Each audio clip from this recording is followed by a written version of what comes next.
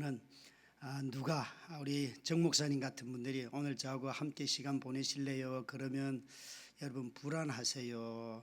얼른 달려가세요.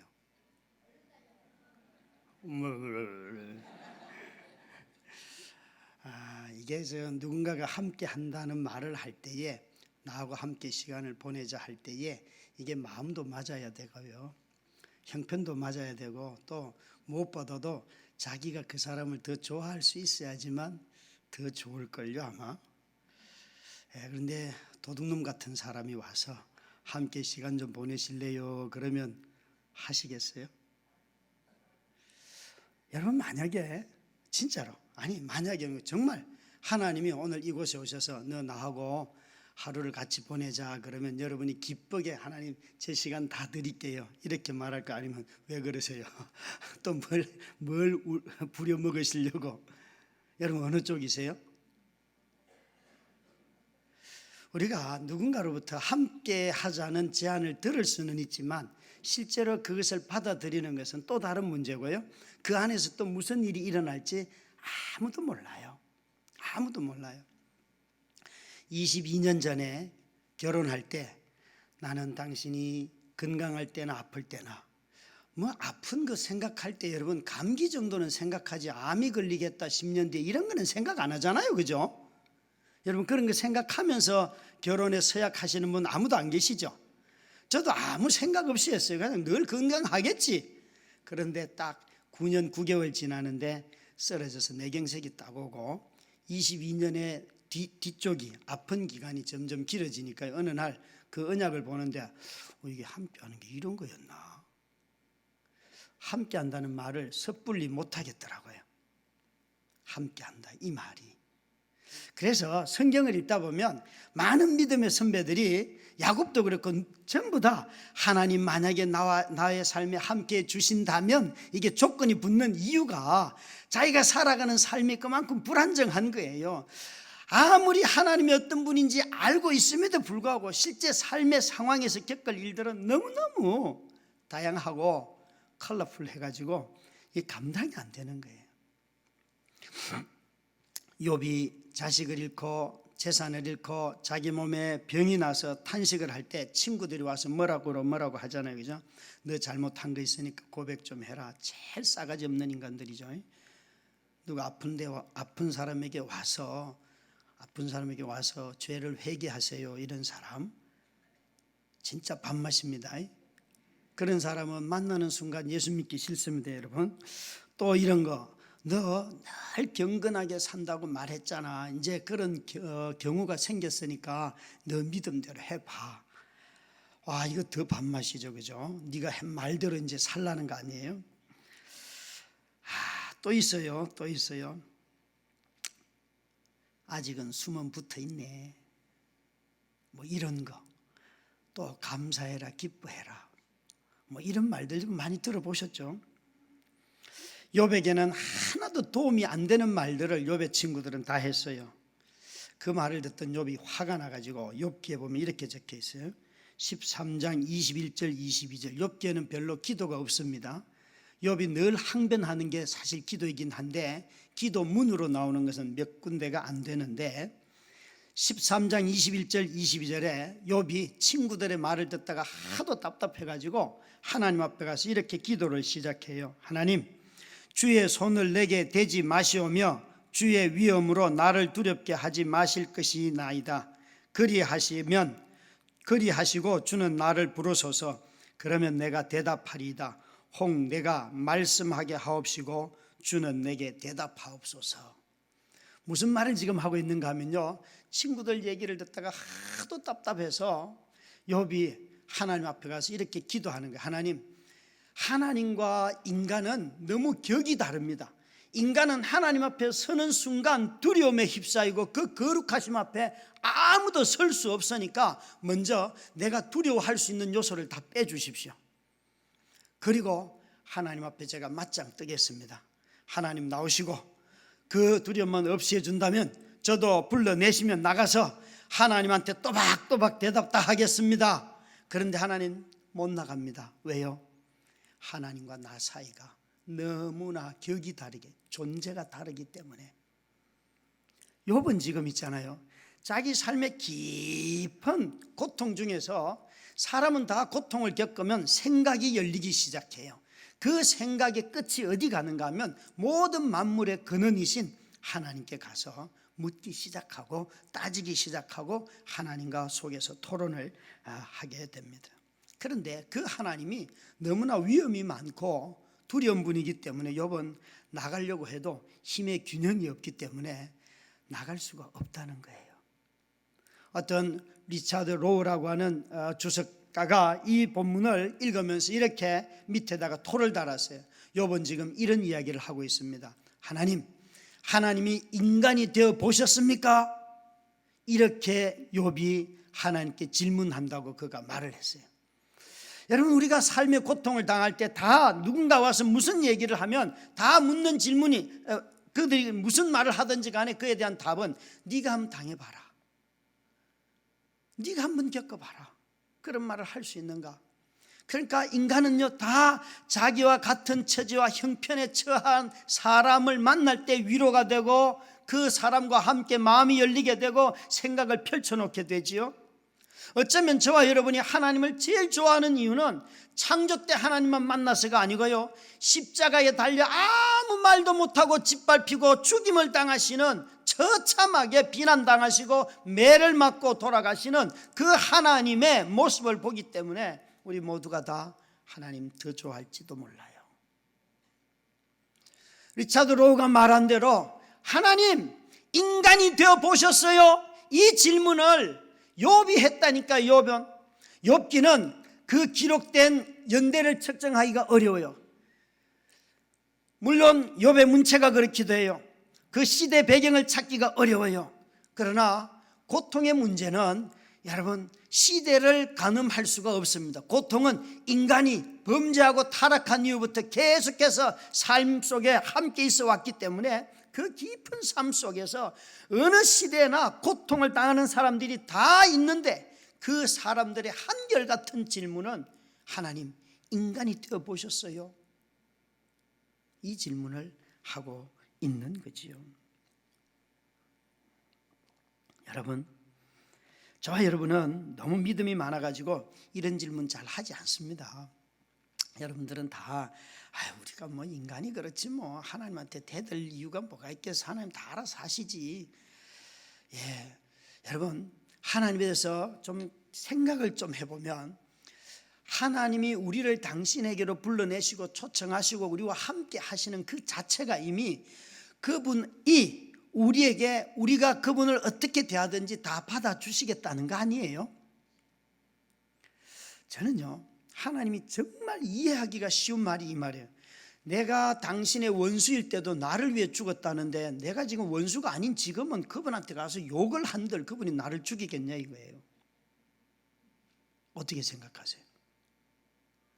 내가 악인일 때에도, 내가 그를 모를 때도, 내가 그를 원수처럼 여기며 싸울 때에도 나를 위해서 자기 아들을 보내주셔서 죽였다는데, 내가 예수 믿다가 힘들어서 당신 이따위로 일을 하면 어떡해요? 요따위로 일을 하니까 세상이 요 모양이죠. 이렇게 기도를 해도 에라 이놈아 너 오늘 아민 하나 먹어라, 췌장암 하나 먹어라, 이런 말씀 안 하시더라고요. 여러분 그래요? 저 포항공대에 가면 장수영 박사라고 있어요. 이분이 아주 유명한 과학자이신데 예수 안 믿다가 아내 덕분에 예수 믿어가지고 아주 훌륭한 크리스찬이 되었어요.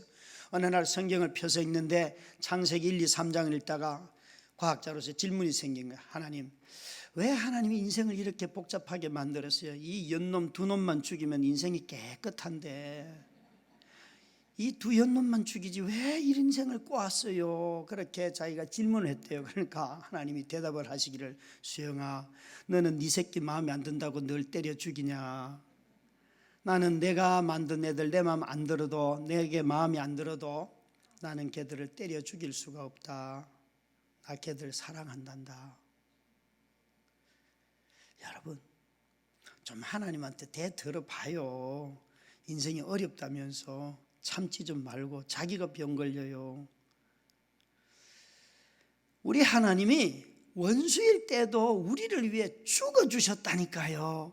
십자가의 사랑이 뭐예요? 저와 여러분이 사랑받을 만한 사람이었기 때문에 주님이 야, 내가 너와 함께한다. 야, 내가 너와 함께 있을 만한 자격이 된다. 그래서 여기 앉아 있으세요? 아니요, 여러분. 이 교회 있잖아요. 헌금 한 푼 안 내도 주일날 여기 와서 예배 드리고 은혜 받고 가세요. 괜찮아요. 왜요? 이상한 거 아니죠? 아니에요, 여러분. 하나님의 사랑이 얼마나 크고 부유한지요. 하나님이 우리와 함께 하는데 우리가 하나님을 불신해요. 자꾸 우리가 그분의 사랑을 받아들이지 못해요. 그러면서 자꾸 우리는 묻는 게 이거예요. 하나님, 인간이 되어 봤습니까? 시편 23편을 읽다 보면 여호와는 나의 목자시니 그가 푸른 풀밭 맑은 시냇물가로 나를 인도하신다 그래요. 이 인도하실 때는 하나님이 나보다 앞에 계세요, 뒤에 계세요? 앞서 가시는 분이시죠. 그런데 6절에 보면 그분의 인자와 성실이 평생 나를 따르리니 내가 여호와의 집에 영원히 거하리라. 그분의 성품이 나를 뒤따라온다는 것은 하나님이 내 앞에 있다는 거예요, 뒤에 있다는 거예요? 그분이 나를 밀어주신다는 거예요.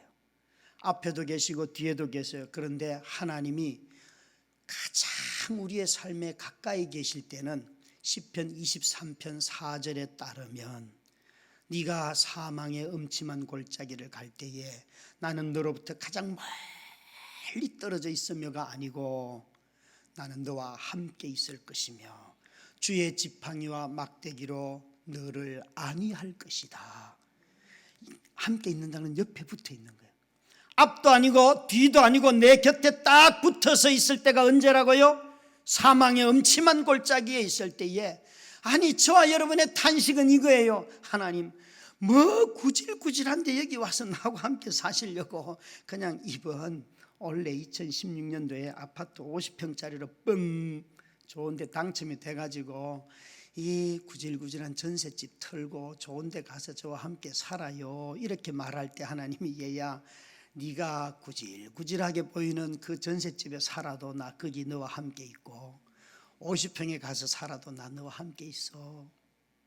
왜 너는 50평 가야지만 내가 너와 함께 한다고 생각하니? 여러분, 우리 하나님은 되려 성경에 우리가 삶이 힘들고 어려울 때 가장 가까이 계셔서 떠나지 않는 분이 우리 하나님이세요. 그런데 우리가 삶에 고통이 찾아오면 모든 감각을 그냥 덮어버리고 뜨지를 않고 눈도 뜨지 않고 생각도 하지 않고 자기 아픈 데만 바라보고 자기 힘든 것만 이야기하고 자기 어려운 것만 얘기하지요. 자기가 바라보고 있는 그 지점만 벗어나면 다 하나님이 계시고 하나님이 일하고 계시고 하나님의 임재가 있어요. 그런데 고통은 내가 아픈 데만 바라보게 해요. 그래서 다윗은 이렇게 말했다고요. 사망의 음침한 골짜기에 갈 때에 그분이 나와 가장 가까이 있습니다. 사랑하는 성도 여러분, 정말 다윗은 이런 하나님을 경험했습니다. 그는 삶의 많은 위기 속에서 하나님이 어디에 계셨는지 그는 알아요. 요셉만 해도 그래요. 그는 감옥에 가든지 보디발의 집에 가든지 어디에 가든지 간에 총리가 되든지 항상 하나님이 함께 했어요. 그에게 있어서 중요한 것은 총리가 된 그 사실도 아니고 감옥에 가 있는 것도 아니고 하나님이 항상 그와 함께 했다는 거예요. 여러분, 시간이 지날수록 인생을 살아갈수록 하나님과 동행하시기를 주의 이름으로 축원합니다. 우린 자주 하나님 우리와 함께 해주세요 이렇게 기도하는데 아니요, 그 기도는 바뀌어야 돼요. 하나님의 함께 하심을 내가 깨닫게 해주시옵소서. 하나님의 공급하심을 알게 하여 주시옵소서. 우리 하나님이 인색한 하나님이 아니에요. 우리 하나님이 얼마나 부요하고 너그럽게 해주십니까?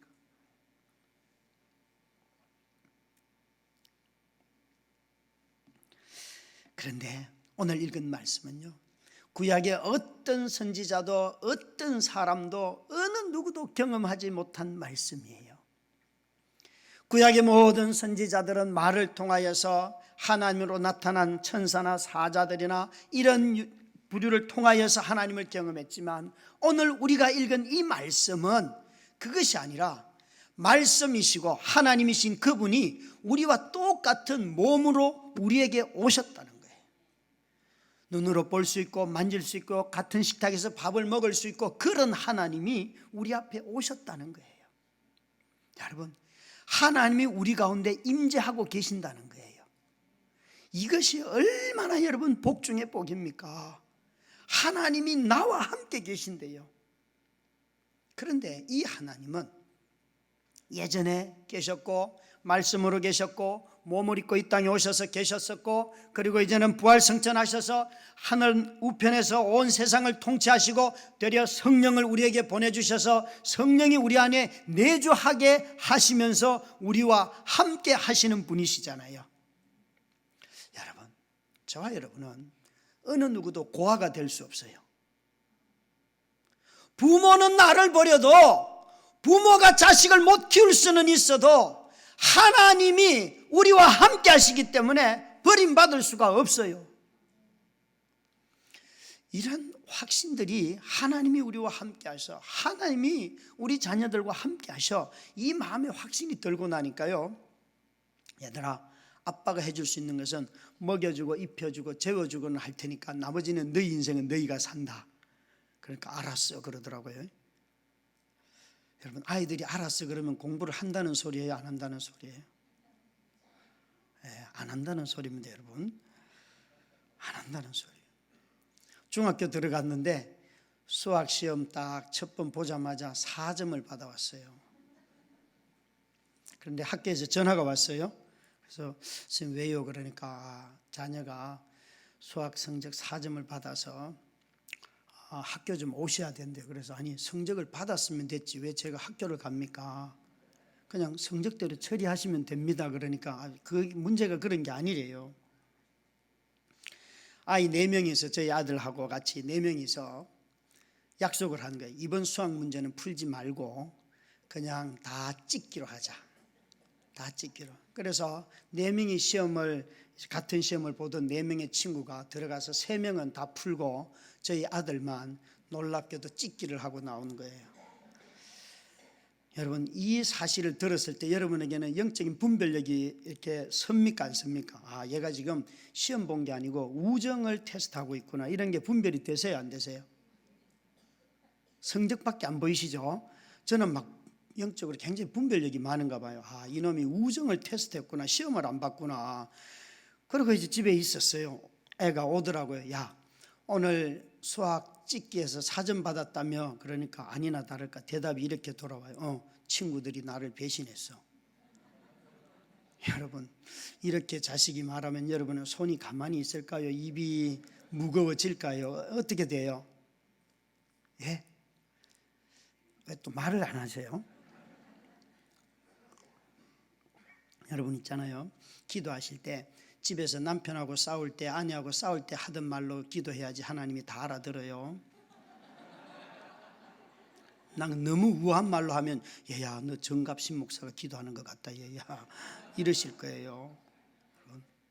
여러분 있잖아요, 일상적인 언어로 하나님께 기도하는 게 제일 하나님 경험하기가 빨라요. 아유, 하나님 쪽팔려요, 이런 기도 좀 해봐요. 그게 진짜 얼마나 쪽팔리는지. 애가 오는데 그러는 거, 아빠 친구들이 배신했어. 그럼 뭐라고 말해야 되겠습니까 여러분? 그래서 제가 이렇게 말했어요. 야, 다음부터 시험지 가지고 우정을 테스트하지 마라. 그러니까 아빠 4점 받았다고 인생에 뭐 달라지는 거 있어요? 여러분, 이때 뭐가 이렇게 안 나온다면 그건 성인이에요. 이렇게 뭐가 올라오더라고요. 그래서 웃으면서 제가 이렇게 말했어요. 야, 이 새끼야, 인생은 안 달라지지만 아빠 마음은 아프다 이놈아. 그리고 끝냈어요. 조금 전에 숙소에서 나오기 전에 전화가 왔어요. 이 녀석이 작년 한 2달 전부터 안 다니던 학원을 가겠다 그래서 소개를 해줬는데 학원의 선생님이 얘가 영어를 테스트 해보니까 초등학생 실력인 거예요. 중학교 이제 3학년 올라갑니다. 자기는 영어 안 하고 잘 살 자신이 있대요. 그래서 안 시켰어요. 그랬는데 한 2달 하더니만 선생님이 전화를 하기를 목사님 염려를 많이 했는데 애가 잘 따라와서 열심히 잘하고 있습니다. 걱정 안 하셔도 됩니다. 그러는 거예요. 제가 뭘 염려를 해요. 걔가요 2달 전부터 매일 혼자 앉아서 공부하기 시작하더라고요. 영어 공부를요. 여러분 부럽지요? 저 학원 안 보내고도 애 스스로 공부하도록 했다니까요. 놀려주면 다 해요. 지가 다급하면. 진짜 안 믿는 분위기인데요. 여러분, 아내가 쓰러지고 난 뒤에 어느 날 잠들어 있는 새 아이를 보다가 눈물을 막 흘리면서 하나님, 나 얘들 못 키워요. 내가 키우면 손대면 얘들 망가뜨려요. 그러니까 나 안 키울 테니까 하나님이 얘들 키워줘요. 그 기도를 했다니까요. 여러분 생각해봐요. 부모인 내가 키워서 하나님보다 더 잘 키울 자신 있으면 손 좀 잘 대시고요. 목사님 아닌 것 같아. 나도 아닌 것 같아. 그러면 이제 손 떼시고 그 돈 모아놨다가 애들하고 여행이나 가요. 그러면 애들과의 관계가 완전 달라져요. 엄마 아빠하고 여행 다니는 아이들은요, 인생을 얼마나 즐겁고 행복하고 자신감 넘치게 살아가는지 몰라요. 애들이 다 삶이 불안정한 이유는 그들이 인생의 어느 시점에 엄마 아빠와 함께 깊이 놀고 삶을 배우고 대화를 하고 함께 머물러야 할 그 시간을 다른 것으로 다 빼앗겼기 때문에 아이들 안에 컨피던스, 자신감이 없는 거예요. 함께 머물면서 싸우기도 하고 뒤죽박죽이 돼도요, 함께 머물면요 아이들이 자신감이 생겨요. 그런데 머리에 정보와 지식은 들어가도 자기가 하고 있는 것에 대한 아무런 자신감이 없는 아이들이 너무너무 많아진 거예요. 그 불안 때문에 공부 잘하는 애들이, 여러분 공부 못하는 애들이 나 공부 못해서 자살한다 그러면서 뛰어내리는 거 봤어요? 그런 일은 없어요. 공부 2등 하다가 5등 하면 나 공부를 너무 못해서 그러면서 죽는 애들이 있다고요. 만약에 이런 애들이 죽는 거라면 저는요 오래전에 수십 번 죽어야 돼요. 공부 2등을 해본 적이 없어요. 여러분들이 안 믿는 분위기라서 한 번 더, 여기 계신 분들은 다들 공부를 잘해서 지금 좋은 직장을 가지고 먹고 잘 살고 계십니까? 예? 남편 성적이 좋아요? 여기 우리 중고등학생들 왔는지 안 왔는지 모르겠네. 엄마 아빠 성적표 좀 떼보자 그래. 중학교 때 성적표. 그래서 그만큼만 내가 공부하겠다고 얘기해 얘들아. 그 이상은 요구하지 말라 그래. 엄마 머리도 안 되면서 뭘 자꾸 요구해요 그래. 대답해봐요. 공부가 애를 먹여 살려요? 하나님이 공급하셔서 애가 살아요?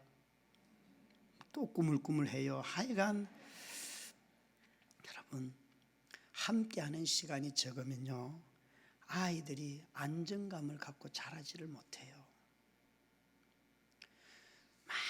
많은 실수를 하고 실패를 하고 그래도요 괜찮아. 또 화도 내고 그것 가지고 그러냐. 그래도요 괜찮아. 어느 날 정말 식탁에서 애써서 우유 따라놓고 이제 멋있게 차려놓고 얘들아 밥 먹자 우아하게 오랜만에 폼 잡는데 툭 쳐가지고 이게 확 쏟아졌어요. 야, 우유를 다 쏟으면 어떡해? 그러니까 아들 하는 말이 아빠 한 컵이에요. 한 컵. 여기 우유에 있어요. 진짜 이거 주디를 어떻게 해야 될지 모르겠는데 여러분 아이들이요 정확하지 않습니까? 한 컵을 쏟은 거지 우유 한 팩을 쏟은 게 아니잖아요. 여러분 엄마들 너무 과장하지 마요. 그러니까 다들 네가 땅을 파봐라 돈이 나오는가 뭐가 나오는가 그런 얘기 좀 하지 마요. 애 가서 파면 분명히 돈도 나오고 나와요. 여러분 뭐 안 나올 것 같아요. 다 나와요 그거. 우리 너무 함께하는 최고의 시간이 뭐 하는 시간이에요? 식사 시간이잖아요. 주님이 오셔서 제자들을 제일 많이 초대한 데가 회당이 아니에요. 식탁이에요, 식탁. 얘들아 밥 먹자. 밥 먹을 때 보면 내가 누구와 함께 하는지 단번에 알아요. 부부도요, 밥 먹을 때 보면 같이 안 앉는 사람은 마음이 멀어지는 거예요. 뭘. 교회 와서요, 식당에서 식판 들고 고개 돌리는 거 보면 내가 누구 좋아하는지 다 알아요. 여러분, 아무리 말로는 당신은 사랑받기 위해 태어나는 사람 그래도 난 너 같은 인간하고는 밥 안 먹어, 이거예요. 밥그릇 든 순서대로 앉아서 먹을 수 있기를 주의 이름으로 축원합니다. 목사님 아무도 대답을 안 하려고 하는데요, 이게요, 사람은요 누구와 함께 한다는 것을 별로 좋아하지 않아요. 삼위 하나님은 영원히 함께 하셔도 거룩하시고 온전하시고 싸움이 없지만, 우리는요, 사람이요 24시간 누군가 자기 새끼라도 24시간 붙어 있으면 이거 왜 내가 왜 얘를 낳았을까 그러면서 힘들어해요. 그게 인간이에요. 우리는 누구와 영원히 함께한다? 아니요, 적당히 함께했다가 적당히 떨어졌다가 또 며칠 같이 머물러 살다가 또 일주일 출장 갔다 오고, 이런 남편이 제일 좋다니까요. 돈은 제때 갖다 주고 그런 거 있잖아요. 왜 좀 지겨울 때 되면 좀 떨어져 주고, 이런 걸 좋아하지. 잘 붙어 있어 봐요, 싫어한다니까요.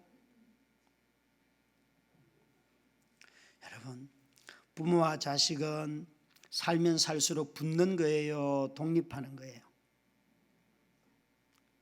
예? 부모와 자식이 살면 살수록 붙는 거예요? 떨어지는 거예요? 독립해야죠, 독립. 그럼 부부는 살면 살수록 떨어지는 거예요, 붙는 거예요? 예? 여러분, 배우자와 교회 올 때, 걸어올 때, 어디 여행 가고 등산 갈 때 손잡고 이렇게 우아하게 가세요? 아니면 특히 이제 50, 60이 된 우리 여자 성도님들, 요즘 남편들을 가까이 하시는지요? 예. 요즘은요, 여자 성도들이 남편을 멀리한다는 그런 사단 나라의 첩보를 제가 입수를 했어요. 여러분, 정말 자기 배우자와는 시간이 지날수록 붙어 있어야 되는 거예요. 그죠? 왜 요 젊은 애들이요, 결혼도 안 한 애들이 막 붙으려고 애를 쓰는 줄 알아요? 이유는 단 하나예요. 그 불법의 자식들, 결혼도 안 하고 자꾸 붙으려고 하는 애들은 불법의 자식들이에요. 그 불법의 자식들은 붙으려고 하는데, 결혼한 합법의 자식들은 떨어지려고 해요. 여러분, 교회 들어올 때 좀 껴안고 들어와요. 아무도 말 안 해요. 자기 배우자 자기가 껴안고 들어오는데 누가 뭐라 그러겠어요? 그럴까요, 안 그럴까요? 별로 설교를 끝내도 될 만한 분위기로 지금 가고 있어요. 그냥 굉장히 힘드신가 봐요. 지금 이 설교를 듣는 게 내가 지금까지도 힘들었는데. 아니요, 여러분, 하나님이 한 번도 바꾼 적이 없는데 이 원리를 부부는 붙어 지내도록 만들었고요, 부모와 자식은 떨어지도록 만들었어요. 어느 날 아내가 쓰러지고 난 뒤에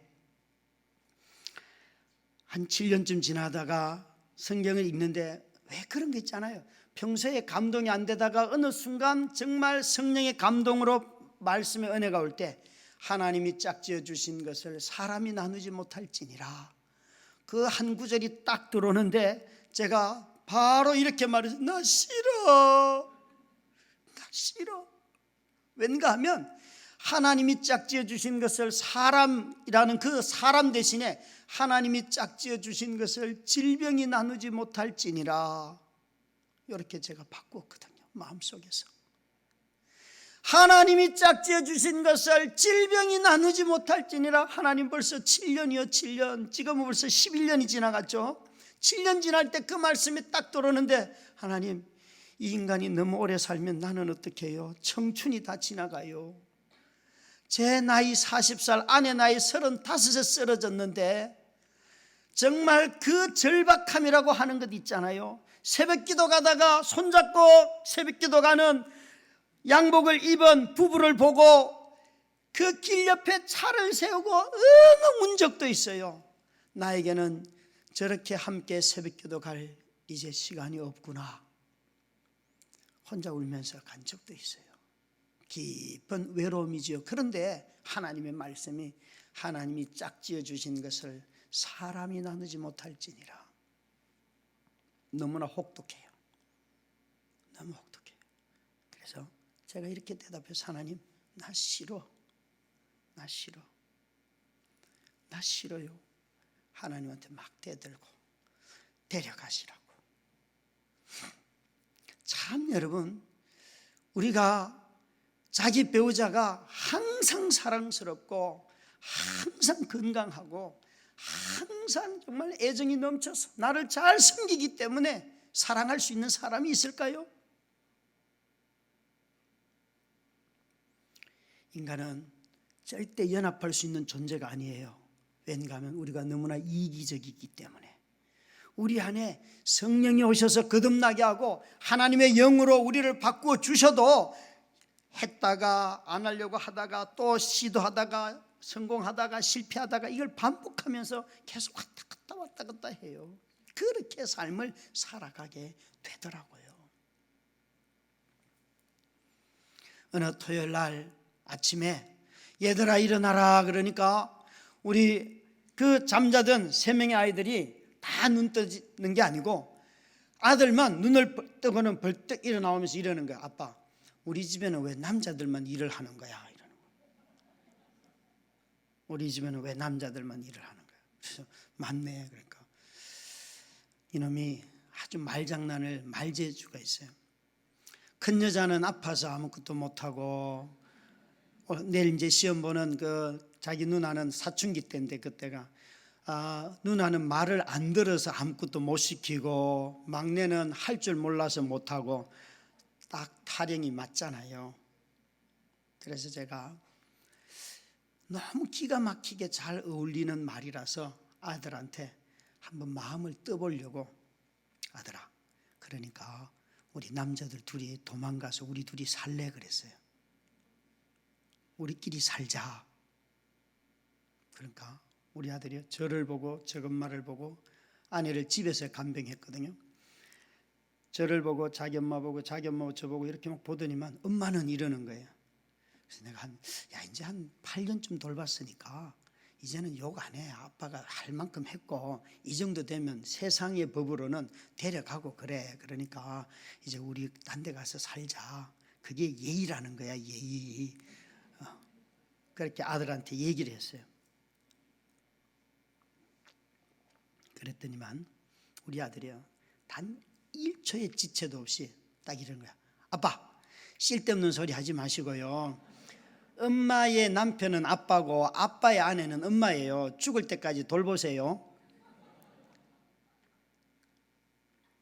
여러분, 저는요 아이들한테 부부는 죽을 때까지 서로 돌보는 거란다 이런 걸 가르친 적 없거든요. 근데 이놈이요 그렇게 말을 해요. 속에서 야, 네가 나중에 한번 해봐라 이 자식아 임마. 이거는. 그런데 마음 한켠에서 얼마나 기쁜지요. 기쁨이 이렇게 싹 몰려올려요. 기쁨이, 그래 이놈들이 뭐를 배우고 있구나, 알고 있구나, 아빠가 하는 걸 보고 있구나. 여러분, 자녀 교육은 기도로 하는 거예요, 보여주는 모습으로, 살아가는 모습으로 하는 거예요. 그런데 요즘은 왜 교회 안에서 자꾸 자녀 교육을 기도로 하려고 해요? 기도한 대로 되는 게 아니고요, 보여준 대로 됩니다. 자녀들은. 자녀만큼 가장 탐욕의 도구가 되기 쉬운 게 어디에 있습니까? 여러분, 자녀들에게 부부의 아름다운 삶을, 연합해 있는 아름다운 삶을 보여주기만 하면요, 아이들이 다 그대로 따라합니다. 그대로 따라합니다. 그거는 틀림없어요. 틀림없습니다, 여러분. 회개하실 분들이 들어있죠, 그죠? 예. 막 자기 배우자에게 말 함부로 하는 사람들 분명히 자식들한테 말 함부로 하는 말 듣습니다, 여러분. 애들은 다 따라 한다니까요, 여러분. 우리 하나님께서 우리 인간을 만들고 인간을 성숙시키고 인간을 변화시켜가고 당신의 사람으로 하나님의 백성으로 성장시켜가는 모든 것이 무엇으로 이루어지는가 하면 함께함으로 이루어지는 거예요. 함께 하지 않고 멀리서 리모트 컨트롤하는 훈련은 아무 소용이 없어요. 함께 살아야지만 돼요. 왜 오늘날 교회 안에서 사람의 변화가 더딜까? 함께 살지 않기 때문에 그래요. 목사님, 그래도 우리는 비전이 같고, 그거는 비전이지 삶이 같아야 되는 거예요.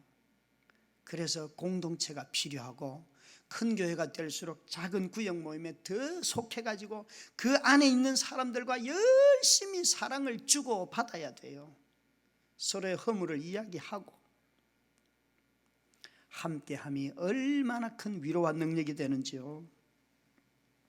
우리는 자주 하나님이 우리와 함께 하십니다 그러면 하나님의 능력이 내게 와서 이제 내 이 문제를 해결하겠구나, 이 생각을 너무 빨리 해요. 아니요, 여러분. 하나님이 우리와 함께 하신다 하는 임마누엘이라는 단어를 다 한번 찾아보면요, 죄인들과 함께 한다는 말이 제일 많습니다. 죄인들과. 하나님이 우리와 함께 하신다. 말씀이 육신이 되어 하나님이 육신이 되어서 이 땅에 오셔서 거하셨더니 그분이 계시는 그곳에 그분 자신이 영광과 진리와 은혜가 가장 충만하더라. 말씀이 되어 계시는 예수 그리스도 안에 하나님의 온전함, 은혜와 진리가, 영광이 다 나타났다는 거예요. 우리 어느 누구에게도 그런 사람 없습니다. 왜 하나님은 우리에게 이 함께 하심으로 나타나셨을까요? 왜? 정말 우리를 강제적으로 당신의 능력으로 바꿀 수도 있는데도 불구하고 왜 항상 함께 하신다는 말씀을 제일 많이 해주실까요? 제게 있어서 하나님의 함께 하심을 새롭게 경험한 것은 두 번째 화상을 입었을 때예요. 제 아내는 2005년도에 뇌경색을 입고 쓰러지고 난 뒤에 제가 4년쯤 간병하다가 어느 날 이런 큰 집회, 청년 학생들 5,000명 모이는 수련회에 주 강사로 선정이 되었어요. 그래서 아내한테, 여보, 당신도 이제 뇌경색이 안정이 되었으니까 나와 함께 교회 가서 작정 기도를 좀 합시다. 이 요즘 시대에 청년들이 안 모이는데 5,000명이 모이는데 나 같은 사람이 강사로 가는 것은 큰 일이니까 나도 염려가 되니까 우리 기도하러 갑시다. 그리고는 밤 10시가 되면 휠체어에 아내를 태우고 교회 가서 기도를 시작했어요. 그렇게 쭉 기도를 한 33일째 되는 날, 이제 다음 일주일 뒤면 수련회 가서 설교를 해야 해요. 잠잘 때 날씨가 좀 쌀쌀해서 다리에 찜질기를 올려주고 아내 옆에서 잠이 들었어요. 교회 본당에서. 한 3시간 자고 이제 일어날 시간이 되어서 아내를 어둠 속에서 딱 만졌는데, 만지는 순간 이게 뭐가 이상해요. 왠가 하면 제 아내가 땀이 많긴 하지만 막 물이 그냥 축축한 거예요. 그래서 이게 뭐지 그러고 눈을 딱 뜨는 순간 제가 완전 비명을 질러버렸어요. 아내를 누인 그 밑에 돗자리를 깔고 다리 쪽에다가 찜질기를 올려줬는데 이 찜질기가 돗자리를 담뱃재 태우듯이 동그랗게 다 태워 들어간 거예요. 그래서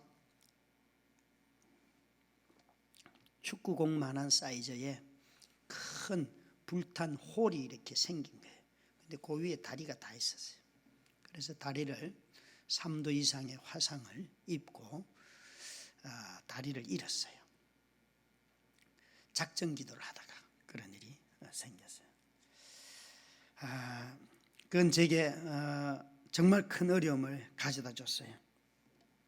그리고 수련회가 끝나고 난 뒤에 내려와서 2주 뒤에 화기가 다 빠지고 난 뒤에 수술을 했는데 들어갈 때는 둘 다를 잃습니다 그렇게 말씀을 하셨는데 나올 때 보니까 하나가 붙어서는 나왔어요. 근데 의사가 이러는 거예요. 이식할 피부가 없어서 모자라기 때문에 어쩔 수 없이 그냥 붙여놨습니다. 뭐 그렇게 설명을 하더라고요. 정말 저는 그때 제 인생에 너무너무 참혹한 일들이 벌어졌는데 하나님은요, 아내가 화상을 입어서 병원에 입원한 그 주간에 제가 수련회 가서 설교를 해야 되는 거예요. 정말 그것은 이루 말할 수 없는 잔혹함이에요, 제게는. 그래서 설교를 가서 울면서 다 설교를 하고 웃고 울리면서 설교를 다 하고 내려와서 수술을 했는데요. 수술하는 날 여의도 한강성심병원에 있는 성당에 들어가서 성경을 딱 폈는데 제가 개척할 때 하나님 주신 약속의 말씀이 이사야서 43장 내가 물 가운데 불 가운데 지나갈 때에 내가 너를 지킬 것이며 불이 타지 않게 하실 것이며 하는 그 43장 1절부터 5절 마지막에는 내 백성으로 나의 이름을 찬송하게 하리라 하는 그 약속의 말씀을 주셨어요. 제가요 성경 보자마자 들고 벽에다 던졌어요. 하나님, 나한테 이런 식으로 말하지 마세요. 다 타서 잃고 난 뒤에 병연아, 그래도 너 네 안에 한쪽 다리 있지? 그리고 네 안에 숨 쉬지? 이따위로 말하지 마세요. 하나님, 함께 하신다는 말이 난 이런 말인 줄 몰랐어요. 뭔가 하면 그 앞에 이렇게 이 블랭크가 있는데 그 안에 들어있는 단어가 중요해요. 네가 물 가운데 지나갈 때에, 네가 불 가운데 지나갈 때에 내가 너와 함께 할 것이며. 물론 그 장면은 그들이 홍해를 건너는 장면이라는 것 알아요. 그런데 내 삶 속에 실제로 아내가 생사를 태우면서 불 가운데 지나갈 때에 아니 하나님 교회에서 기도했는데 사람이라도 좀 하나 보내주시면 되잖아요. 청년들이 옆방에서 4명이나 자고 있었는데 그 중에 한 놈이라도 깨워주시면 되잖아요. 아니 제가 아내 옆에서 자고 있었는데 온갖 후회와 원망. 하나님, 내가 왜 수련회 설교를 맡아가지고 내가 그러니까 안 한다고 그랬잖아요. 정말 있잖아요. 온갖 그때부터 마음속에 공허함이 찾아오고 그때부터 마음에 원망이 찾아오고 그때부터요 마음속에 하나님, 나는 하나님이 꼴도 보기 싫어요. 그런 말들을 설교 중에도 스스럼 없이 했어요. 하나님, 나는 하나님이 꼴도 보기 싫어요.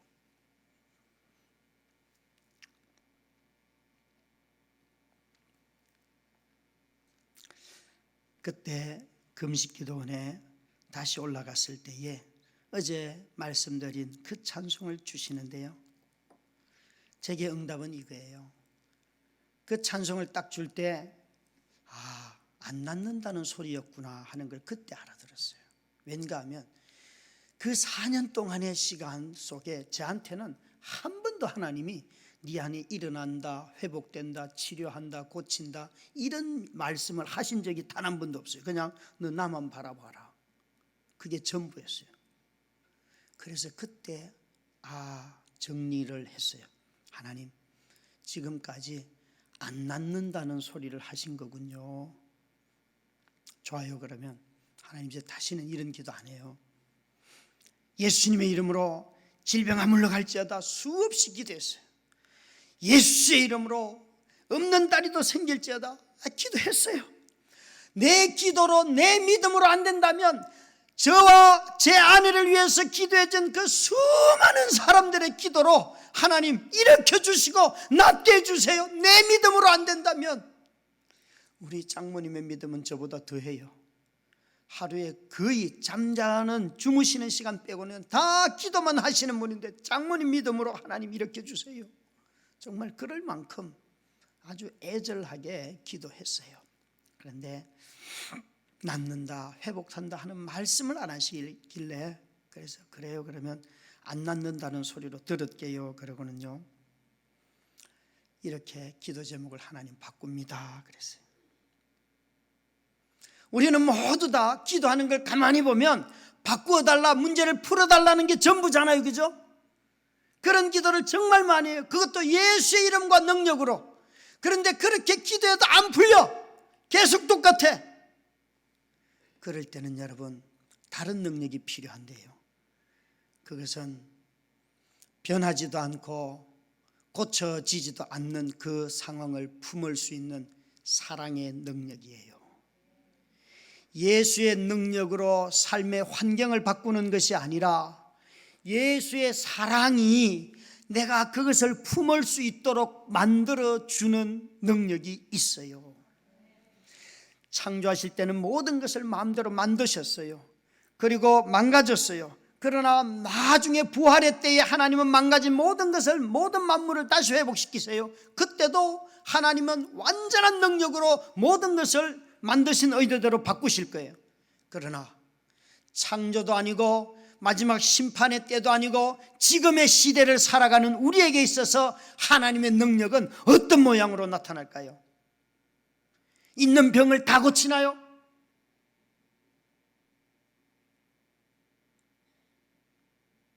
우리 삶의 모든 문제된 걸 다 고치냐고요? 저 백록항에 가가지고 그 바다에 죽은 아이들을 보면서 속에서 그냥 질문이, 하나님 뭐 했어? 하나님 뭐 했어? 살려줘야지 하나님. 막 하나님한테 대드니까 하나님이, 명연아 나도 이 안에 있는 건 네가 알잖아 이놈의 새끼야. 바다를 만든 주인이 나다 나. 여러분 하나님이 걔들 죽인 게 아니에요. 인간의 탐욕과 국가의 국민을 보호하지 않는 그 폭력이 죽인 거란 말이죠. 하나님이 내가 바다를 만들었잖아 이놈아. 여러분 우리 삶 속에 변화되지 않는 게 얼마나 많다고요. 그 모든 것은 예수의 능력으로 귀신 쫓아내듯이 고칠 수 있는 게 아니에요. 자기를 십자가에 달려 죽기까지 사랑하시는 그 사랑, 그것이 능력이에요. 우리가 지금 살아가는 이 시대에 필요한 능력은 창조 때의 그 모든 만물을 만드는 능력이 아니라 십자가에 죽기까지 사랑해 주시는 사랑의 능력이 필요한 시대예요. 그런데 오늘날 그리스도인들은 그런 사랑의 능력은 찾지 않으려고 해요.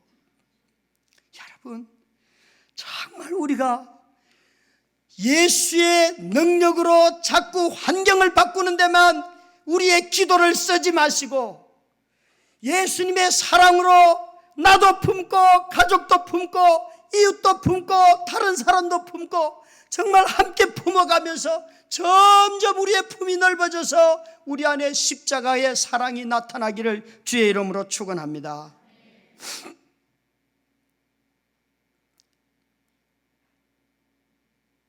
제 아내는 제게 배우자죠. 교회는 사모예요. 성도들에게는, 우리 자녀들에게는 엄마예요. 그리고 이 나라의 백성으로서 시민이고 또 나그네 길을 살아가는 성도잖아요. 무려 5가지의 신분이 있잖아요. 여러분 이 정도 신분이면 제 아내가 일어나는 것이 하나님의 뜻이라고 확정할 수 있어요, 없어요? 모르는 거예요. 모르는 거예요. 아무리 아내고 사모고 엄마고 또 시민이고 성도고 또 무엇이 있다 할지라도 이 사람이 일어나는 것은 반드시 하나님의 뜻입니다, 아닙니다? 누가 알 수 있어요? 모르는 거예요. 내 사정이 다급한 건 맞지만 다급하다고 해서 그것이 하나님의 뜻이 되는 건 아니잖아요. 그래서 품을 수밖에 없는 거예요. 품고 기다리고 또 한 걸음 나아가고 화를 내고 힘들어하고. 어느 날 밤에 아내를 간병하는데 제일 최악의 날은 이런 날이에요. 생리까지 곁들여지고 컨디션 나빠서 대소변하고 가래를 계속 뽑아주고 폐렴 오고 이렇게 하면요 잠 한숨 잘 수 없어요.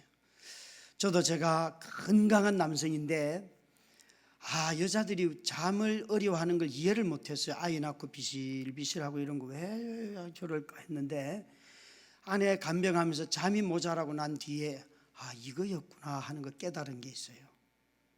그래서 참 잠 못 자는 것이 얼마나 고통스러운지를 아내 간병하면서 조금 맛봤어요. 그래도 어느 날 밤에 간병하는데 이 최악의 상황이 그날 벌어지는 거예요. 정말 기저귀를 갈아주고 돌아서면 또 붕 하면 또 가서 갈아줘야 돼. 한 두서너 번 연속하니까요, 거기다 대변까지 하면요 그 무게가 상당합니다. 여러분, 둘둘 말다가 화가 나서 팍 던져버렸어요. 당신 너무하는 거 아니야? 당신 좀 참아봐라. 내가 지금 한두 번 갈아주는 게 아니잖냐. 나도 내일 새벽 기도도 또 가야 된다. 좀 막 혼자 화가 나가지고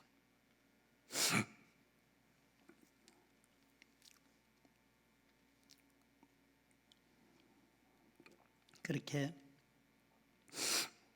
화가 나서 기저귀 갈던 것 둘둘 말아서 방바닥에 던지고는 거실로 나와서 소파에 앉아가지고 가만히 앉아서, 참 인생이 쓸쓸합니다. 앉아서 이러고 있는데 성령님이 마음에 말을 걸어오세요. 병현아, 인간이 누구냐? 예? 인간이 뭐냐? 하나님의 형상이죠. 그래. 네 아내는 내 형상이냐? 네, 맞아요. 그러면 내 형상인 네 아내를 좀 돌봐주면 안 되냐? 돌보고 있잖아요. 속에서 뭐가 이렇게 올라오잖아요. 그죠? 돌보고 있잖아요. 그러니까 아무 말씀을 안 하세요. 그런데 제가 돌보고 있잖아요. 그리고 짜증을 팍 내고 가만히 있는데 마음속으로 성령님이, 병현아, 너 인간이 하나님 형상이라고 했지? 그러면 인간이 하나님의 형상이라면 하나님이 인간이라고 말해도 되겠니? 너 병든 하나님이 너희 집에 와 있다고 생각하면 안 되냐? 예. 예? 병든 하나님이 여기 와 있다고 생각하면 안 되냐? 그러면서 제가 또 딴소리 할까 봐서 마태복음 25장을 펴라. 마태복음 25장에 뭐가 있는가 하면요, 종말의 날에 양과 염소로 편을 가르잖아요. 가를 때에 그 사람들을 가르는 기준은 이거예요. 헐벗고 굶주린 사람들을 잘 돌봐준 사람들은 너희들은 주님을 모셨다, 그런 칭찬을 듣고요, 헐벗고 굶주린 사람들을 전혀 돌보지 않고 언제 그런 사람이, 주님이 언제 우리한테 왔었습니까? 그러면서 그걸 외면했던 사람들은요, 내가 그때 헐벗고 굶주리고 병든 모습으로 너희들한테 갔었는데 너희가 다 나를 버린 거란다, 그 말씀이거든요. 오늘날 하나님이 우리 가운데 거하시는 모습은요, 병들고요, 약하고요, 그리고 헐벗고요, 또 굶주리고요, 억울한 일 당하는 사람의 모습이고요, 비난 듣는 사람의 모습이고요. 여러분, 하나님이 언제 거대한 제국의 모습으로 우리 가운데 나타나셨습니까?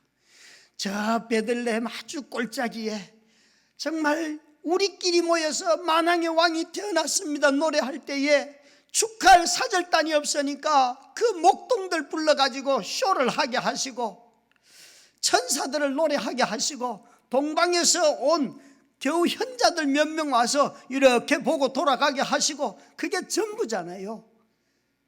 아무도 모르게 하나님이, 왕이신 하나님께서 우리 가운데 오셨잖아요. 그 밤에 제게 하나님이 오늘 이 시대에 하나님이 우리 가운데 어떤 모습으로 함께 하시는지를 너무나 선명하게 가르쳐 주시더라고요.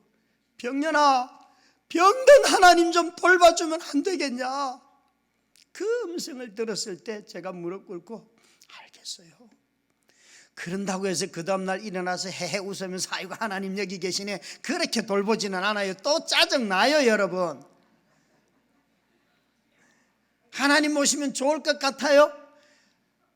여러분, 본성에 안 맞는 일을 얼마나 많이 시키는지요, 그죠? 그분이 성격이 그런 분이에요. 저와 여러분이 좋아하는 걸 별로 좋아하지 않아요, 보면. 그런데 나중에 보면 우리한테 유익해요. 정말 그 밤에요, 얼마나 울었던지요. 어느 날은요, 여러분, 아이들 셋 아이를 키운다는 것은 아무리 청소를 깨끗하게 해놔도 5분 내로 난장판이 되잖아요. 저 여러분, 보기가 이래 외모가 그래도 저 깔끔한 남자의 집에 오면 놀래요. 사람들이, 집사님들이 우리 집에 못 와요. 왠가 하면 실족하기 때문에. 목사님 집에는 가면 안 된다. 저는 신방 갖고 집구석이 왜 이 모양이냐, 이런 얘기 잘해요. 열어보지 말라는 문은 꼭 열어봐요. 그래서 처박아 두면 안 돼요. 이렇게 살면 누구도 좋아하지 않는다. 정신 차려라. 그런 거 잘해요. 가구 이렇게 배치를 바꿔야지 막. 그래서 제 신방 오는 것을 두려워해요. 진짜라니까요. 어느 날은 애들 3명이서 놀다가 잠들었는데 집에 들어가니까 난장판이에요. 저는 성격이요, 잠들기 전에 다 정리를 해놔야지만 잠자는 성격이에요. 쭉 정리하는데 너무 신경질이 나서 마포자루를 거실에다 확 던지면서 내가 이 새끼들 뒤치다거리 하느라고 힘들어 죽겠네, 그러면서 막 씩씩거리면서 화를 내니까 하나님이요, 즉각적으로 임재하시더라고요. 병년아, 나도 네 뒤치다거리 하느라고 힘들다. 이게요, 고난이 제게 준 선물을 하나 꼽으라고 한다면 뭐 고난이 축복이다, 그렇게 말하는 분이시면 많이 가져가세요. 제가 그러겠어요. 저는 지나고 난 뒤에 제가 돌아보니까 이런 걸 축복이라고 말한다면 제가 이것 하겠습니다라고 말하는 건 뭔가 하면 하나님과 굉장히 가까이 지낼 수 있습니다. 굉장히 진짜예요. 뭐 유행가를 듣다가도 하나님의 임재가 막 와요. 여러분, 백세 인생 들으면 막 하나님 임재가 막 임하지 않아요? 안 들으세요? 내 인생이 어때서, 이거는 저의 고백 아닙니까? 저의 고백. 내 인생이, 내 나이가 어때서, 이거 멋있잖아요, 그죠? 안 멋있어요? 여러분 있잖아요, 사람의 마음속이 겸손하게 탁 깨지면요, 하나님이 어느 순간에 언제든지 항상 함께 하십니다. 말씀을 읽을 때 제일 많이 역사하시고 설교를 들을 때 제일 많이 역사하시는 거 맞아요. 그런데요, 마음이 탁 깨지면요, 분토와 같이 마음이 탁 낮아지면요, 그냥 길을 가다가도 길바닥을 보고도 은혜가 되고요, 봉고차를 끌고 가면 봉고차 안이 그냥 성전이에요. 찬송밖에 안 들리고요, 유행가가 나와도 그게 해석이 된다니까요. 하나님은 어디나 항상 함께 하세요. 그 하나님의 임재 속에서 울고 웃으면서 지나가더라고요. 저는 제일 무서운 게 이런 거예요. 하나님, 내 인생의 꿈이 뭐예요? 그렇게 하나님께 물으니까 하나님 저한테 답을 주시기를, 병현아, 너 나만 사랑해, 그러더라고요. 그래서 아니, 왜 또 뚱딴지 같이, 왜 또 말을 그렇게 꼬아 들으세요? 내가 내 꿈을 물었지, 내가 하나님 사랑, 왜 또 사랑 타령으로 가요? 내가 꿈 이야기 한다니까, 하나님 꿈. 아무 말씀을 안 하세요. 여러분, 제가 경험해 본 하나님은요, 당신이 불리하면 입을 닫으시는 하나님이에요. 다 들으시고 보고 그러는데 여러분도 하나님을 많이 닮았어요. 그러니까 아주 놀라워요. 내가 꿈 이야기 했다니까요. 터키에 선교사로 가겠다고 약속하고 그렇게 했는데 40살에 꼬여서 교회 개척하게 하고, 이게 뭐예요? 내 꿈이 뭐예요, 하나님? 그래서 울면서 하나님한테 막 하소연을 하는데 아무 말씀 안 하시더니만 아내를 병문안 가는 어느 날, 병현아, 너의 꿈이 뭐냐? 너 꿈을 물었니? 너 나를 사랑하는 것보다 더 큰 꿈이 있니? 예? 너 나를 사랑하는 것보다 너에게 더 큰 꿈이 뭐냐? 그렇게 물으면 제가 할 말이 없지요. 하나님 사랑하는 게 제일 큰 꿈이죠. 그러니까 그게 꿈이잖아. 여러분, 인생의 꿈을 물을 때는 삶이 불확실했잖아요. 뭔가 좀 플랜이라도 보고 싶고 뭘 할까요? 좀 구체적인 걸 알고 싶은데 더 모호해져 버렸어요. 나만 사랑해. 이것만큼 모호한 게 어디 있어요? 나만 사랑해. 여러분, 삶이 힘들 때에 꿈으로 인생을 붙드는 것이 아니고 하나님 사랑하는 그 힘이 우리를 붙들어 줍니다. 하나님을 사랑하는 자 곧 그 뜻대로 부르심을 입은 자들에게는 모든 것이 합력하여 선을 이룬다. 여기에 그 뜻대로 부르심을 입은 자들에게 합력하여 선을 이룬다보다도 더 중요한 동사는 뭔가 하면 현재 진행형으로 되어 있는 하나님을 사랑하는 자예요. 로마서 8장은 고난에 관한 이야기인데 그 속에 현재 너희들이 앞길을 모를 만큼 깜깜한 인생을 걸어가도 해야 할 일이 있는데 그것은 하나님을 사랑하는 거다. 하나님을 사랑하면 현재 있는 그 많은 일들을 통하여서 하나님의 뜻이 이루어진다. 이게 약속이에요. 하나님이 제게 너 나만 사랑해. 하나님 그렇게 말씀하신다면 제가 사랑하지요. 사랑할게요. 그리고 엉엉 울고 있는데 주님이 위로의 말씀을 주십니다. 병연아, 너만 너의 인생에 대해서 꿈꾼다고 생각하지 마라. 나도 너의 인생에 대해서 꾸는 꿈이 다 있다. 그런데 내가 꾸는 꿈은 나를 사랑하는 사람한테 주는 거란다. 여러분, 자식들에게 너 꿈이 뭐야? 물어보고 꿈 없으면 막 혼내는 게 그게 부모가 할 일이 아니고요. 그 아이에게 꿈이 없기 때문에 그 아이에게 먼저 가르쳐야 할 것이 뭔가 하면 하나님의 말씀이에요. 하나님의 언약을 가르치세요. 그러면요, 그 언약이 살아나서 그 아이에게 인생을 인도하고 그 아이의 인생을 바꾸어가는 꿈을 만들어주고 없는 것도 생기게 하는 힘이 된다니까요. 그런데 자꾸 우리는 없는 꿈을 찾고 너 무슨 직업 가질 거냐? 애 모르는데. 마음에 하나님 사랑하는 것만 가르쳐 놓으면요, 하나님의 영이, 하나님의 말씀이 그 아이를 다 인도해 가십니다.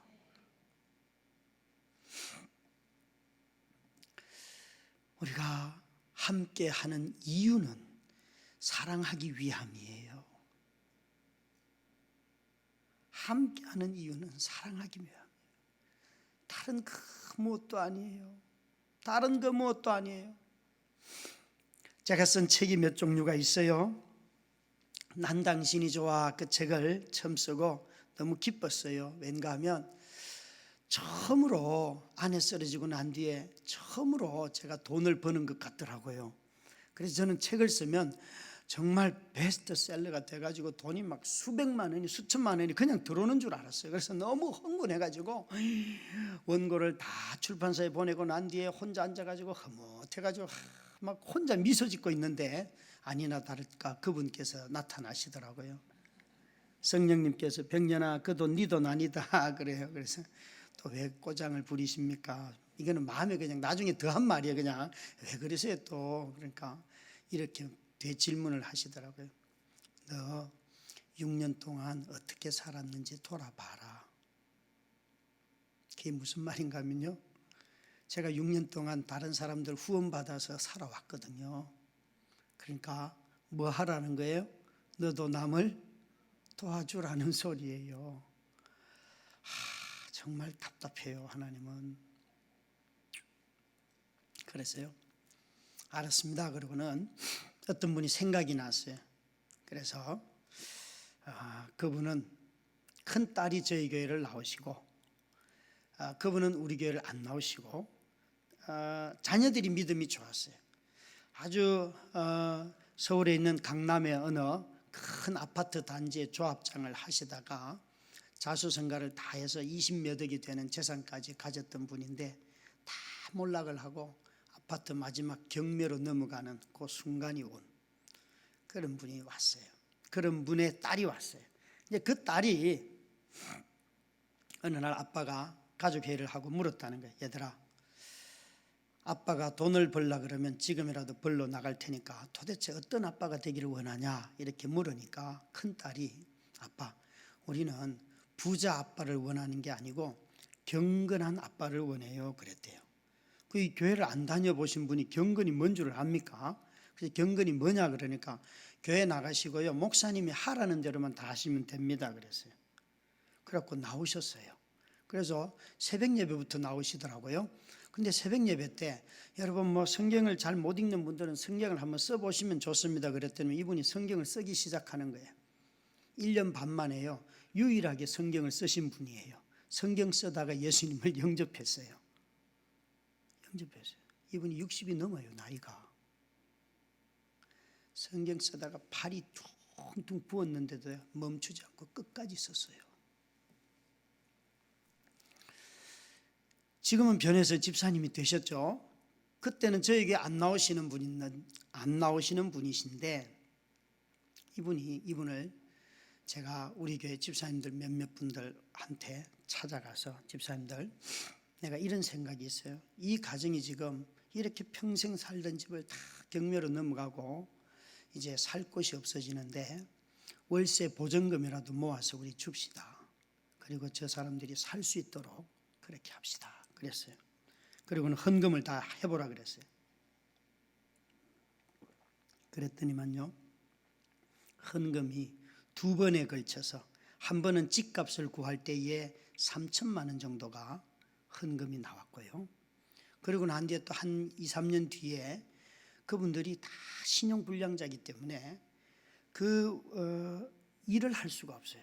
그래서 제 이름으로 등록된 조그마한 화물 트럭을 제가 하나 사드리면서, 제가 차주예요, 지주예요.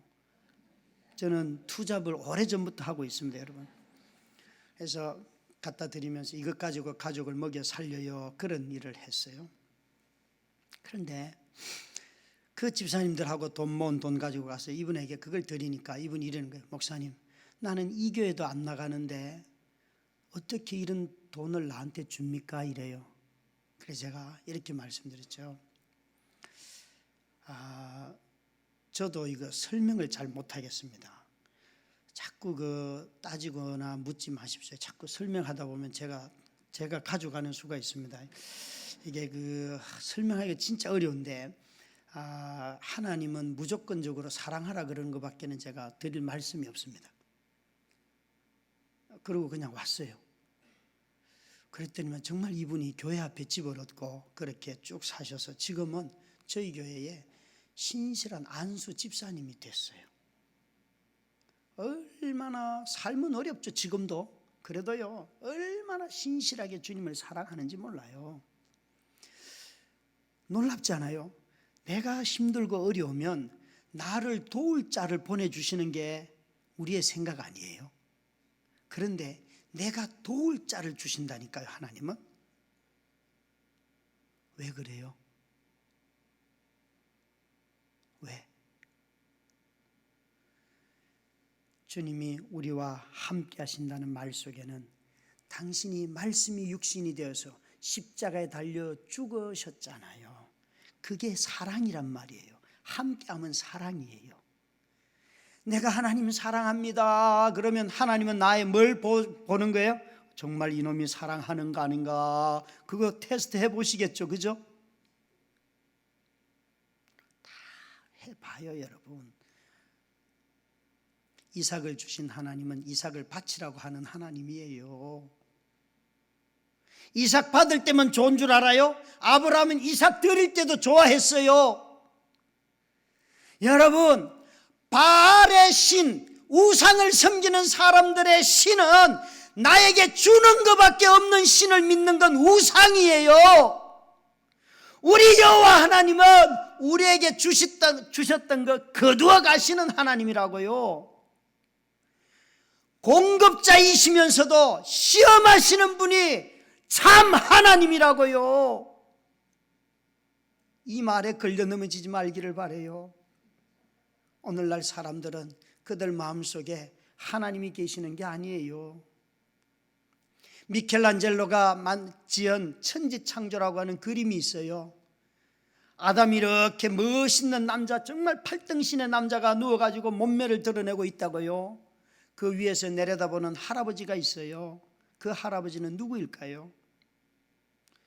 제목이 천지창조니까 당연히 그 할아버지는 여호와겠죠, 그죠?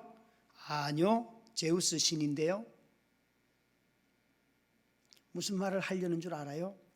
르네상스 시대의 사람들은 신이 필요했어요. 어떤 신이 필요했는가 하면 인간을 온전하게, 완전하게, 정말 인간을 그 욕망이 충만한 존재로 완전하게 복구시킬 줄 수 있는 신이 있다면 그것은 야훼 하나님도 좋고, 또 저 그리스 로마 신화에 나오는 신도 좋고, 단군 신도 좋고, 내게 유익한 일이라면, 나를 유익하게 하는 것이라면 어떤 신을 앞에 갖다 놔도 괜찮다. 바로 그게 우상숭배라는 거예요.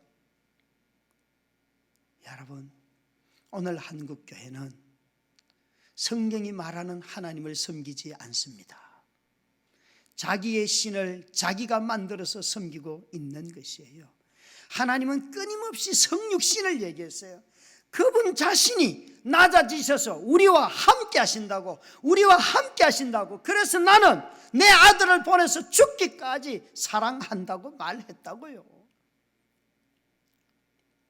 여러분, 인생이 불안해지면 여러분은 믿음 안에서 죽기까지 서로 사랑하는 공동체인 형제 자매들을 믿으시겠습니까? 보험회사를 믿겠습니까? 여러분의 미래가 안전한 이유는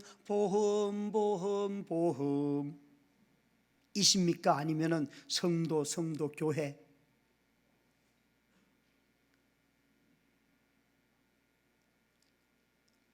어느 누구도 자기의 불안한 인생을 보면서 목사님, 교회가 내 인생을 책임져 줄 믿습니다, 이렇게 말하는 사람 없어요. 없어요. 우리의 함께하는 사랑의 깊이가 얼마나 얕은지, 얼마나 얕은지.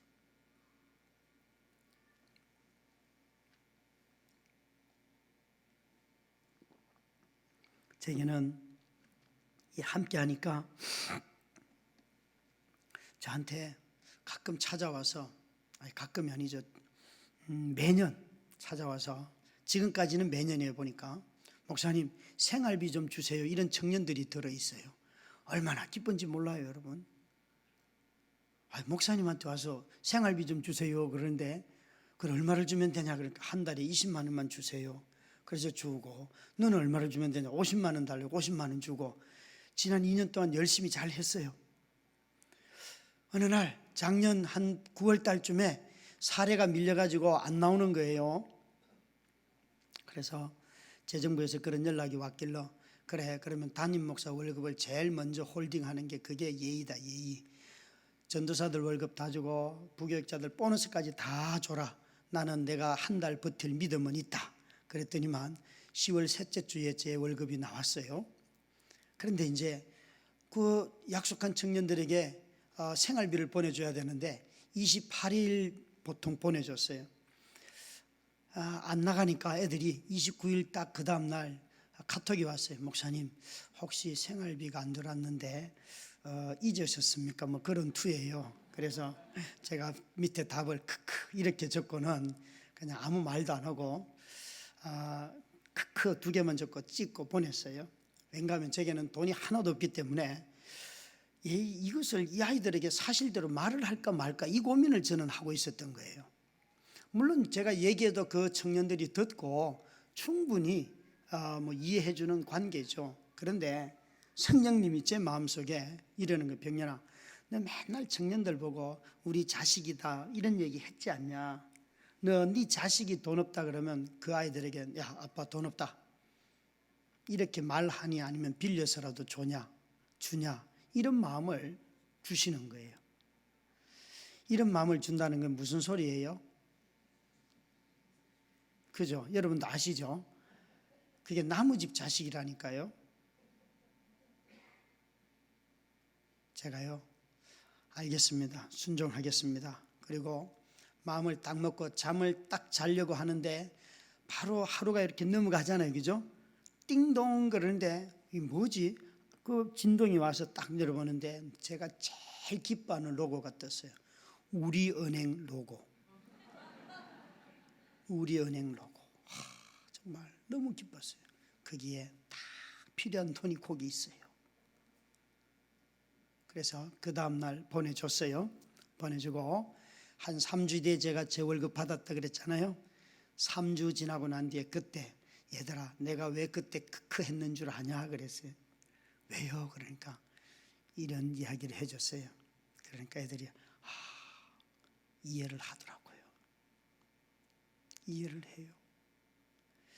여러분, 하나님이 우리와 함께 하기 위해서 자기 자신을 아무것도 아닌 존재라고 말씀하시면서 낮추셨는데 우리가 서로 함께 하려고 한다면 저와 여러분은 얼마나 더 겸손히 서로 앞에 낮춰야 할까요? 하나님이 우리와 함께 하십니다. 이 말을 할 수 있는 공동체는 하나님의 함께 하시는 모습을 그분과 똑같은 모습으로 세상에 보여줘야 되잖아요. 왜 교회가 존재합니까? 왜 하나님은 교회 안으로 우리를 부르셨습니까? 하나님 자기 자신이 이 세상 가운데 나타나기 위함 아닙니까? 정호성 선생님이 그의 어느 시에서 이렇게 말했어요. 하나님은 자기가 갈 수 없는 곳에 엄마를 보냈다 그랬어요. 이 말을 좀 패러디한다면 하나님은 정말 교회가 갈 수 없는 곳에 성도들을 보내신다. 여러분 세상 곳곳으로 보내셔서 그곳에서 하나님이 이런 분이라는 것을 드러내기를 원하시는 거예요. 제게 있어서 하나님이 함께 하시는 놀라운 모습은 정말 아픈 아내를 돌보는 여러 삶을 통해서예요. 이 삶 속에 하나님이 끊임없이 제게 임재하셨고 경험케 하셨고 그것을 깨닫게 해주셨어요.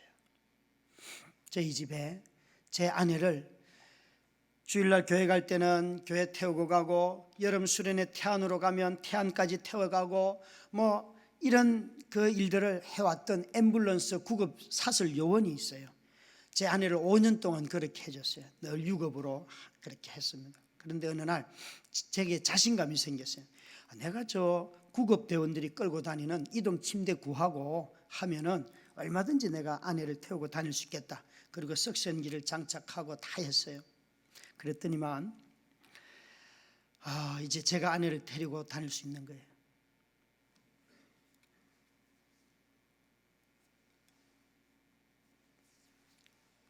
그렇게 해서 이제 6년 정도를 아내를 어디든 함께 다녔어요. 그런데 이동 침대를 사서 제가 거실에다 갖다 놓고 그 구급 요원을 불렀어요. 오늘이 마지막입니다. 제가 이제 할 준비를 다 했습니다. 아저씨가 하는 거 다 곁눈질로 배웠고 그러면서 이제 다 오늘이 마지막 인사입니다. 그러고는 아내를 태우고 그분과 함께 교회로 쭉 가는데 성령님이 제 예감이 아주 불길했던 게 하나 있어요. 이분이 딱 들어오면서 자기의 낡은 이동 침대와 제 신형 이동 침대를 막 보면서 막 이게 좋네 저게 나쁘네 이게 좋고 이게 뭐 막 비교를 하는데 저는 누가 옆에 와서 그런 거 하면 불안해져요. 왠가 하면 하나님이 또 가만히 안 계실 것 같아가지고요. 아니나 다를까 그런 염려를 하며 교회 가는데 마음속에서 성령님이 병연아 그거 네가 주라 이러는 거예요. 그래서 제가 하나님 제 아내도 환자예요. 환자. 그리고 이제 설교를 하고 내려왔어요. 그리고는 다시 아내를 태우고 집에 왔어요. 이분이 아내를 태우고 큰 방으로 들어가서 이렇게 누이는 순간 제가 이제 거실에서 다른 정리하고 있는데 이렇게 묻는 거예요. 제가 아는 성령님은요 저에게 단 한 번도 아인슈타인의 상대성 원리를 물은 적은 없어요. 성령님 묻는 질문은 예 아니요 답이 언제든지 가능해요. 근데 욕심이 없는 사람만 답이 가능해요. 병년아, 너 저 새 이동 침대 네가 많이 활용하겠니? 저 사람이 많이 쓰겠니? 그게 무슨 소리예요? 그건 주라는 소리예요. 하나님 그렇게 물으셔요. 네가 많이 쓰겠냐? 저 사람은 제가 목사잖아요. 그죠? 저는 일주일에 겨우 한 번, 두 번 아내 태우는데 그 사람은 하루에도 수십 번 쓸 것 아닙니까? 그래서 그분이 제 아내를 누이고 나오길래 아저씨, 저 경상도 사람이잖아요. 저거는 저 두고 그거는 가져가요. 알아들었어요, 여러분? 저거는 가져가고 이거는 저 둬요. 못 알아들어요, 아저씨가. 그래서 제가 영어로 해줬어요. 디스와 데트로 서울말로 해줬다고요. 아저씨 거는 저 베란다에 갖다 두시고 새 것은 아저씨 가져가시면 돼요. 그러니까 그분이 제가 이렇게 말하면 여러분 그분이 뭐라고 대답해야 돼요? 아, 이러시면 안 됩니다. 이게 예의잖아요, 사람이. 이분이요, 그래도 됩니까? 얼마나 갖고 싶었는지 그래도 됩니까?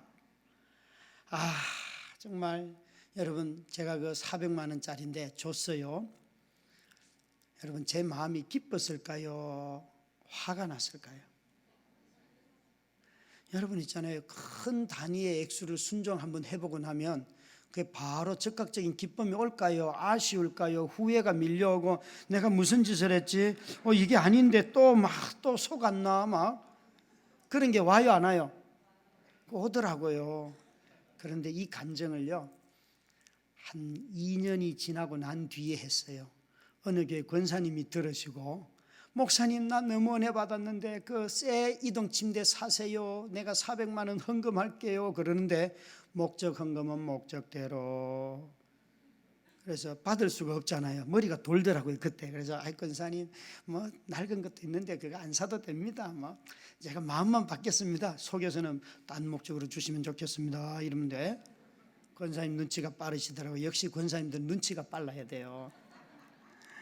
목사님 나 은혜 받았는데 목사님 마음대로 쓰세요 그러는데요, 그 다음부터는 그 낡은 이동 침대를 보면 기쁠까요? 슬플까요? 얘가 돈까지 벌어다 줬다. 마음의 기쁨이 막 지금도 가지고 있어요. 아내를 태우고 다녀야 되기 때문에. 여러분 참 하나님이 이거 보세요. 제가 아내를 일으켜 달라고 얼마나 기도 많이 했겠어요. 근데 그건 안 일으켜 주셔. 이런 꿈쩍도 안 하는데 돈 달라 기도도 안 하는데 돈도 주셔서 이쪽은 자꾸 생겼어요. 뭐라고 말씀하실래요? 하나님이 함께 하신다고 말씀하실래요? 안 한다고 하실래요? 사랑하는 성도 여러분, 저와 여러분이 우리 자신들이 바라고 구하는 것에만 다 붙잡혀 있으면 절대 하나님이 함께 하시면 볼 수 없어요. 마치 우리 자신이 갖고 있는 관심은 달리는 말 앞에 시선을 이렇게 좁혀주는 눈 가리개와 똑같아요. 그것만 이렇게 보게 해요. 그것만. 그런데 고통은요, 모든 삶의 관점을 좁히는데 최고로 빠른 것이 고통이에요. 그것만 보게 하거든요. 그것만. 그런데 믿음은요, 요것을 눕혀버리고 내가 요거 하나 아픈 거지 안 아픈 데가 이렇게 많다 이거예요. 그것을 볼 때 하나님이 이렇게 함께 하시는 거구나, 그것을 알 수가 있어요. 하나님의 함께 하시는 증거는 아이들이 태어나는 신생 아들에 있습니다. 성경을 보다 보면 하나님이 우리를 기억하실 때 꼭 애가 태어나잖아요. 그게 뭔 줄 알아요? 약한 자의 모습으로 항상 하나님은 임재하신다는 거예요. 여러분, 이 시대는 끊임없이 강한 것을 찾다가 무너지는 시대예요. 연약함 속에, 그 속에 두려움이 있을 것 같죠? 아니요. 연약함 속에 평화가 있고 연약함 속에 생명이 있고 그 연약함 속에 함께하는 놀라운 사랑이 있어요.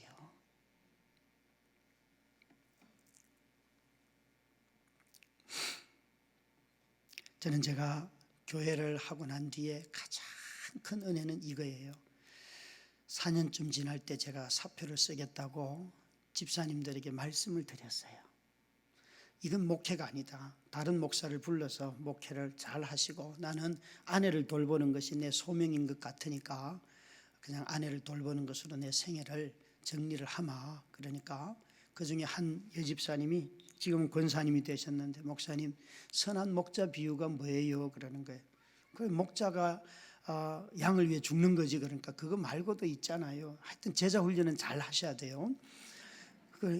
양도 목자의 음성을 듣고 목자도 양의 음성을 듣는 게 선한 목자의 비유지. 그러니까 쓸데없는 소리 하지 말고 양의 소리를 들어요. 무슨 말인지 아시겠죠? 그 여집사님이 그렇게 말씀하십니다. 그러면서 말을 덧붙이기를, 목사님 설교 준비 안 해도 좋아요. 얼굴만 비춰주고 내려가요. 당신도 힘들지만 우리도 힘든 것 알아요. 그런데 우리도 견딜 테니까 당신도 견디세요. 그 여집사님은요, 체력이 너무 약해서 교회 일을 1시간만 하면 집에 가서 일하고 완전히 쓰러지는 분이에요. 자기 아이들이 자랄 때에 엄마 자전거 이거 밀어줘 그러면 야야 자전거는 이렇게 타는 거야 그러면서 너무 기력이 약해가지고 자전거를 뒤집어 놓고요 누워가지고 손으로 페달 돌렸대요. 그런데 그분이 나도 견딜 테니까 목사님도 견디세요. 여러분, 연약한 자를 가만히 살펴보시면 그 속에 하나님의 마음이 다 있어요. 하나님의 사랑도 있고 하나님의 능력도 있고, 단지 우리가 두려움에 휩싸여서 그 연약함을 바라볼 마음을 갖지 못하는 거예요. 하나님 오늘 말씀이 육신이 되어서 우리 가운데 거하셨으니 예수 그리스도 그분 안에 가장 온전한 하나님의 모습이 다 나타난 것처럼 그리스도 예수 안에 있는 저와 여러분, 우리 눈에는 부족하게 보이고 우리 눈에는 망가져 있고 우리 눈에는 다 깨짓고 상해 있는 것 같아도 질그릇 속에 무엇이 있다고요? 보석이 있다고. 저와 여러분이 보석이 아니에요. 저와 여러분이 인생을 회복시킬 수 있는 무엇이 아니에요. 우리는 다 깨져서 금이가 있고 상하고 망가져 있고 조각나 있어요. 그런데 그 모든 것을 하나로 다 흠이 있어도 그릇답게 만들어 주실 수 있는 분, 만드시는 분은 오직 보배이신 예수 그리스도 뿐이에요. 그분이 몸을 입고 우리 가운데 오셨고 영으로 오셔서 우리 안에 거하시는 이 성육신의 사건으로 말미암아 저와 여러분이 오늘도 하나님이 나와 함께 하십니다, 이렇게 노래하고 찬양하고 간증할 수 있는 거예요. 여러분, 하나님이 우리와 함께 하십니다. 이 2016년 시작할 때 어떤 삶이 예견이 되든지 하나님이 나와 함께 하십니다. 그래서 그분으로 말미암아 모든 은혜와 모든 선물이 우리 가운데 주어집니다. 어느 날 너무너무 힘들어서 하나님 나 너무 힘들어요 그렇게 말하고는 그냥 본당 앞에 엎드려서 엉엉 울었어요. 2시간 동안이나 정말 엉엉 울었어요. 엉엉 우는데 하나님이 이러시는 거예요. 병연아, 나는 너한테 아들 줬다. 예? 나 힘들다는데 또 아들 타령이에요. 하나님 너무해요. 말씀을 하려면 똑바로 좀 해요. 그러면서 또 막 울었죠. 우는데 진짜 그때는 성경 구절로 말씀하시더라고요. 로마서 8장 32절부터 39절을 읽어라. 그래서 읽으면 거기에 그런 거 있어요. 아들을 아끼지 아니하시고 내어주시니가 어찌 그 아들과 함께 우리에게 모든 것을 은사로 주시지 않겠는가. 여러분 보세요. 내가 너무 힘들어요. 그러니까 나는 너한테 아들 줬다.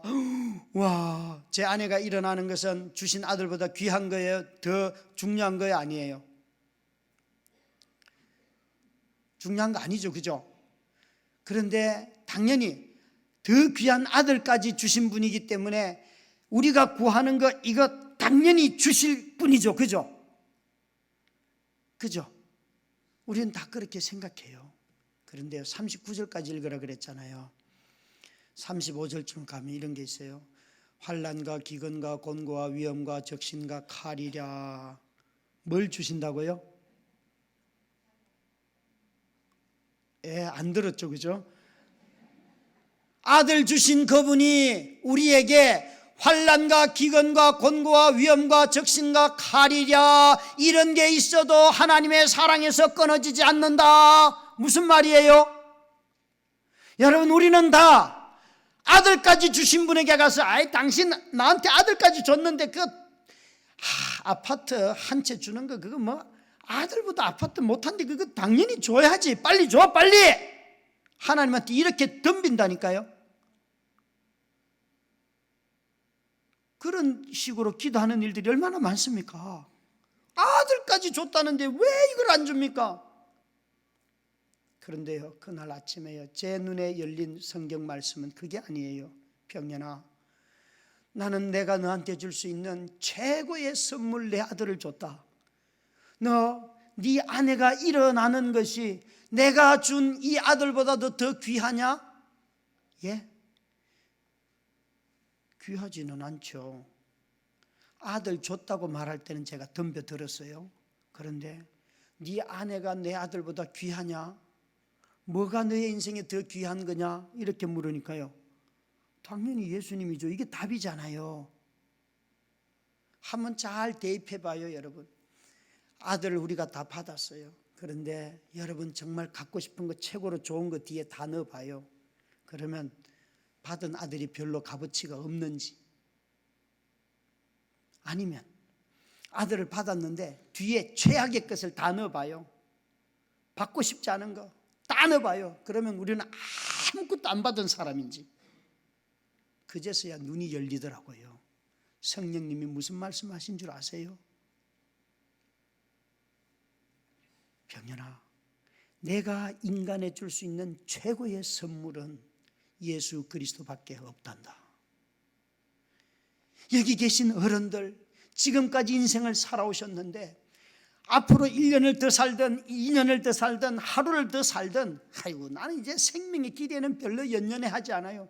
내가 지금까지 살았던 것보다도 나를 가장 사랑하고 내 인생의 가장 귀한 선물 그리스도가 내게 있는데, 아이고 나 뭐 주셔도 되고 안 주셔도 되고 하나님이 그 다른 사람 주세요. 그렇게 기도하실 수 있겠어요? 정말 인생에 아무것도 못 받은 사람처럼 가장 귀한 것을 받았는데도 불구하고 그것을 잊어버리고 살아간단 말이죠.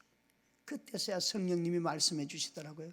병연아, 한국교회는 내가 줄 수 있는 최고의 선물, 가장 귀한 선물 그리스도를 귀한 줄 모른다. 여러분, 이 한 해 동안에 예수 그리스도 귀한 줄 알고 하나님으로부터 받은 최고의 선물, 그 보배를 잘 간직하고 살아가는 모든 성도들이 되시기를 주의 이름으로 축원합니다. 기도하십시다. 살아계신 우리 하나님 아버지, 고맙고 감사합니다. 주의 은혜와 강물이 오늘도 십자가를 통하여 그 아들 예수 그리스도를 통하여 성육신하신 아들 말씀을 통하여서 우리 가운데 임하심을 인하여 감사합니다. 오늘도 아이의 모습으로, 인간의 모습으로, 연약한 자의 모습으로, 병든 자의 모습으로 우리 가운데 계시는 하나님을 발견할 수 있는 은혜가 우리 가운데 넘치게 하여 주시옵소서. 예수님 이름으로 기도드렸습니다.